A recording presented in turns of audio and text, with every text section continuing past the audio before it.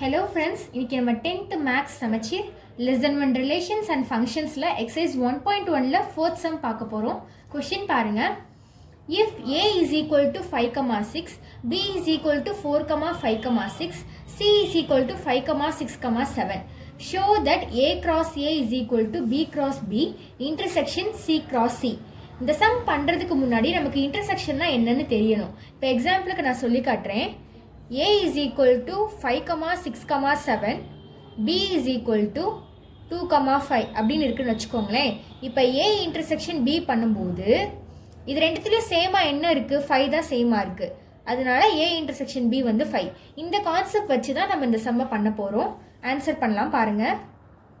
இப்போ LHS is equal to RHSன்னு prove பண்ணணும்.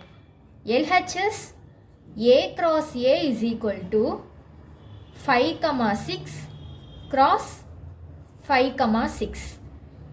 இந்த cross பண்ணுற மெத்தட் உங்களுக்கு ஆல்ரெடி தெரிஞ்சிருக்கும். இன்னொரு வாட்டி சொல்கிறேன் பாருங்கள். ஃபர்ஸ்ட் செட்டில் இருக்க ஃபர்ஸ்ட் நம்பரை செகண்ட் செட்டில் இருக்க ஃபர்ஸ்ட் நம்பரோடு சேர்த்து எழுதணும். திரும்பி ஃபர்ஸ்ட் செட்டில் இருக்க ஃபர்ஸ்ட் நம்பரை செகண்ட் செட்டில் இருக்க செகண்ட் நம்பரோடு சேர்த்து எழுதணும். இப்போ இந்த மாதிரி ரிப்பீட் பண்ணிகிட்டே போகணும். அவ்வளோதான். இதை வந்து ஒன்றுன்னு வச்சுக்கலாம். இப்போ ஆர்ஹெச்எஸ் ப்ரூவ் பண்ணுவோம். RHS என்ன கேட்டிருக்காங்க? B cross B intersection C cross C. இப்போ B cross B பண்ணலாம். is equal to 4,5,6 cross 4,5,6. ரெண்டுத்தையும் cross பண்ணலாம்.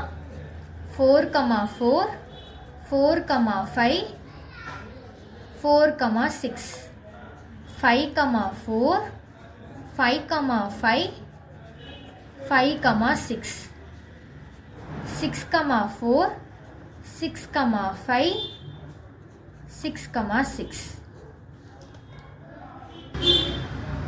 இப்போ C cross C. C cross C என்னது? 5,6,7 cross 5,6,7. அதுக்கு ஆன்சர் என்ன வரும்? 5,5 5,6 5,7 6,5 6,6 6,7 5 7,5 7,6 7,7. இப்போ இது வந்து C cross C. இப்போ B cross Bயும் C cross Cயும் இன்டர்செக்ஷன் பண்ண போகிறோம். B cross B intersection C cross C. நம்ம எல்லாத்தையும் எழுதிக்கிறேன் நான். 4,4 4,5 4,6 5,4 5,5 5,6 6,4 6,5 6,6. இது வந்து B cross B intersection C cross C எழுதிக்கலாம்.